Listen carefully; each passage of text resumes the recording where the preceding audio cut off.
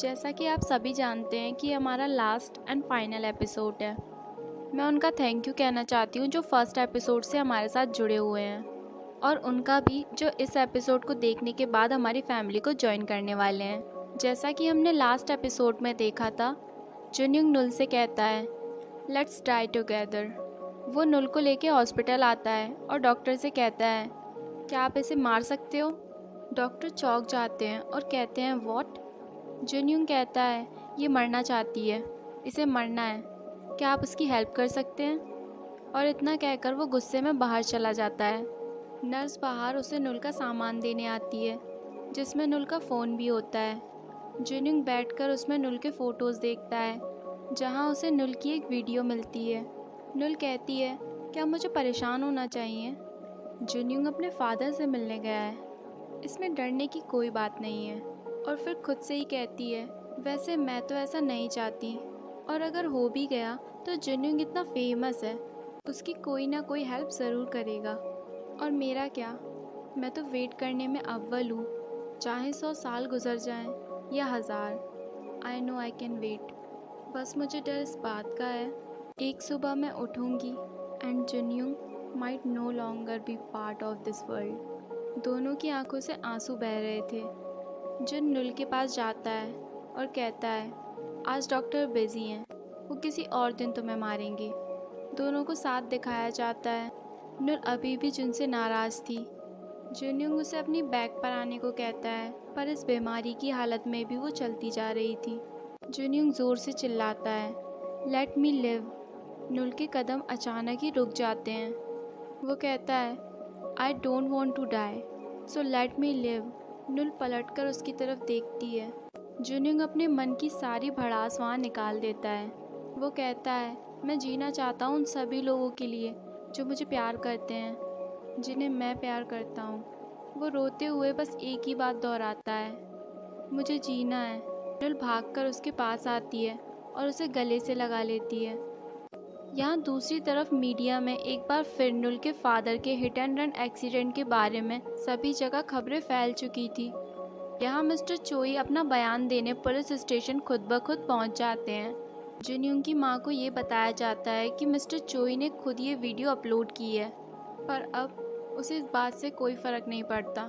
Mister चोई अपने बयान में साफ साफ सारी बातें बता देते हैं कि किस तरह से उन्होंने इस हिट एंड रन एक्सीडेंट को कवर अप किया, सारे एविडेंस मिटाए, विटनेसेस को भी मिटा दिया, और इसके बदले में उन्होंने मेरा नाम नेक्स्ट इलेक्शन के नॉमिनेशन में भेज दिया। यहाँ जुन अपना सामान पैक करके अब्रॉड जाने के लिए निकल ही रही होती है कि उसे पुलिस वहाँ पे पकड़ लेती है। नुल के पास उसके भाई का कॉल आता है। वो उसे कॉन्ग्रेचुलेट करता है और कहता है आज हमारे पापा की आत्मा को शांति मिली होगी। झूठ को आप चाहें जितना भी छुपाने की कोशिश करो, पर वो एक ना एक दिन बाहर आ ही जाता है। नुल एक मामूली सी लड़की थी, पर उसने कभी भी हार नहीं मानी, और देखिए आज उसे इंसाफ मिल गया। जुनयूंग नुल से कहता है तुमने वो वीडियो मिस्टर चोई को क्यों दी। नुल प्रिटेंड करती है नहीं, मैंने उन्हें वो वीडियो नहीं दी, शायद उन्होंने मुझसे चुरा ली होगी।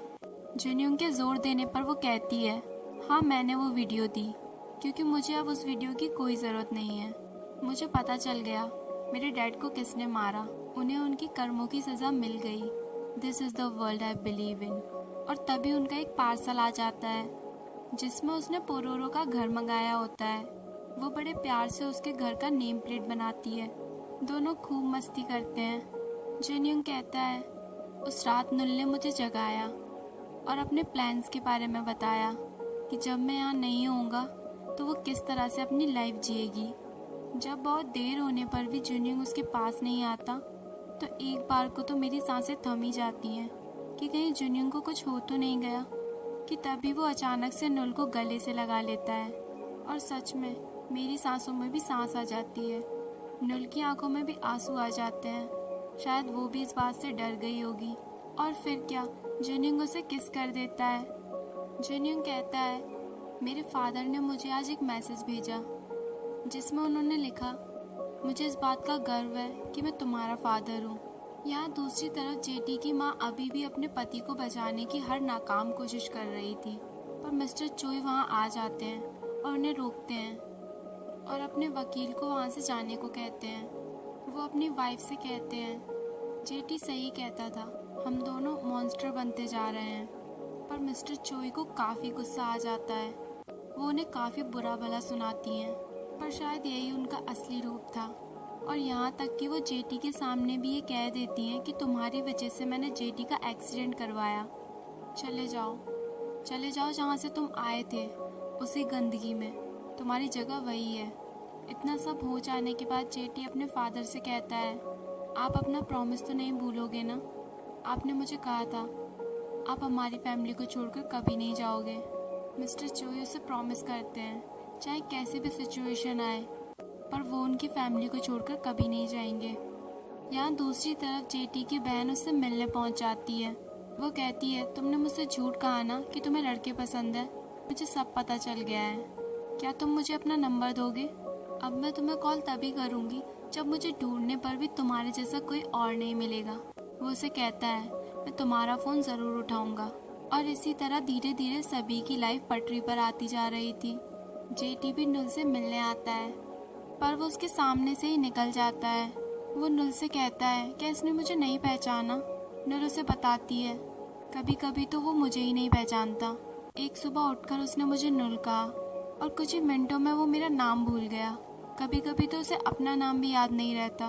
वो काफ़ी अपसेट रहता है, तो मैंने उसे कह दिया मैं उसकी हेल्पर हूँ। जेटी उसे फॉलो करता है। जिन्यूंग पलट कर देखता है और कहता है, क्या तुम मुझे फॉलो कर रहे हो? क्या तुम मुझे जानते हो? जेटी कहता है, हाँ, बहुत अच्छे से। तुम वो इंसान हो जो खुद को सबसे बेहतर समझता है। तुम लोगों को हर्ट करते हो, पर तुम हमेशा से सही थे। जिन्यूंग हंसता है और कहता है, शायद हम काफ़ी अच्छे दोस्त रहे होंगे। जेटी की आंखों में आंसू होते हैं। यहाँ दूसरी तरफ जिन्यूंग की माँ को दिखाया जाता है। वो आकर उनके फिंगर में रिंग पहना देता है। जिन्यूंग की माँ कहती है, क्या तुम पागल हो? तुम्हें जो भी मिलता है वो तुम मुझे दे देते हो। क्या मैं तुम्हें कोई भिखारी दिखती हूँ? और वो उस रिंग को निकाल कर फेंक देती हैं।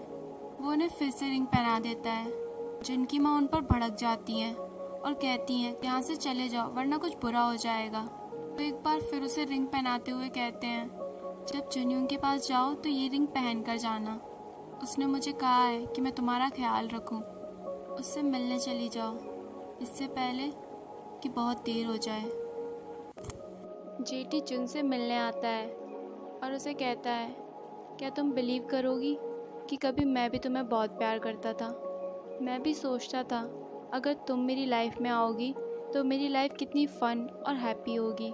और दोनों अपनी पुरानी यादों में लौट जाते हैं। मैं तुम्हारा वेट करूँगा। अगर तुम सुधरने की कोशिश करोगी तो यहाँ से निकलने के बाद तुम सबसे पहले मुझे पाओगी। वो जेटी पर चीखती है, चिल्लाती है और कहती है, मैं तुम्हें भी मार डालूँगी और अपना चेहरा मुझे कभी दोबारा मत दिखाना। जिन्यूंग की माँ उसे मिलने आती है, पर एक बार फिर जिन्यूंग अपनी याददाश्त भूल जाता है और अपनी माँ को भी नहीं पहचान पाता। वो वहाँ जिन्यूंग के लिए खाना बनाती है। जिन्यूंग उसे खाता है और उनके खाने की काफ़ी तारीफ़ करता है। वो कहता है, ये तो बिल्कुल वैसा ही बना है जैसा मेरी माँ बनाया करती थी।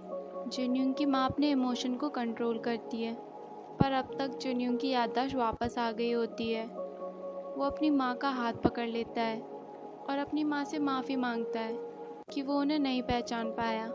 जिन्यूंग की माँ उसे बताती है कि वो कितनी हैप्पी है, क्योंकि वो उसे इस मोमेंट पर सैड नहीं देखना चाहती थी। जिन्यूंग और उसकी माँ के बीच काफ़ी इमोशनल बातें हो जाती हैं, जिसे लफ्ज़ों में बताना मेरे लिए भी काफ़ी हार्ड हो रहा है। दोनों एक दूसरे को समझाने की कोशिश कर रहे हैं कि वो एक दूसरे के बिना कैसे रहेंगे।